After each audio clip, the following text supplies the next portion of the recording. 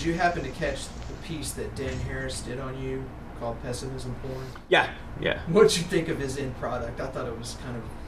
I don't remember, and I think the problem was it was supposed to actually be on television. I think it only ended up on the internet. Yeah. Because what happened? It was going to be on, and that was the day that President Obama decided to pick out the dog, for his a Portuguese water dog. And because he picked out the name of the dog, they bumped the Pessimism Porn segment, and they went with the segment on the president's dog. So that was my shot at the ABC's news. Yeah. And I saw it. But yeah, I mean, his whole thing is like that Americans just want to hear the bad news.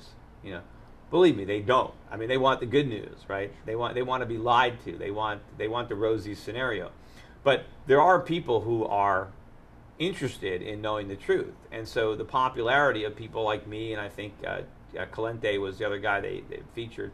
Yes, people are going online looking for the people who did forecast this accurately, there's not that many of us, to want to know what we have to say now.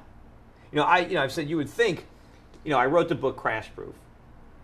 I completely forecast all the things that the conventional wisdom is nobody could have seen coming. And not only did I see it coming, I saw it with crystal clarity. I explained exactly what the problem was and exactly what was going to happen. Now, given that, you would think that somebody in Washington would be interested in talking to me. That somebody would say, will you testify at our committee? All of our government economists got this wrong. You got it right. Let's just hear you out. Right? You'd think that my stock would have risen a little bit. No, completely. They dismiss it completely. Oh, you're a stock clock. You're a kook. Just gloom and doom, without actually looking at the things or reading the things that I said. And instead, they follow the same old advice of the people who were completely and utterly wrong as they could possibly be. Like someone like a Ben Bernanke. I mean, if you look at some of the things that he said that were so completely wrong. Now, maybe he was lying, right? But so he's either a fool or a liar. But either way, they're not listening to the right person.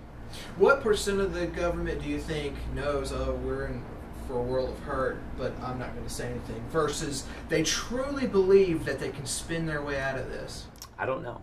I would think that the majority are the latter, and they're just clueless. There is probably a number of people who know eventually it's going to be bad, but they don't care, or they care, but it's not their priority, or they think it's going to be bad, but it'll be after my term. And, there's probably a small percentage that really understand, like a guy like Ron Paul, who's in Congress. He knows how bad it's going to get. He understands. So, and, there could be a few other guys like Ron in Congress. I mean, there's 435 of them, and then another 100 senators. So there's got to be more than one, but I'm sure we can count them on, on our hands how many there are.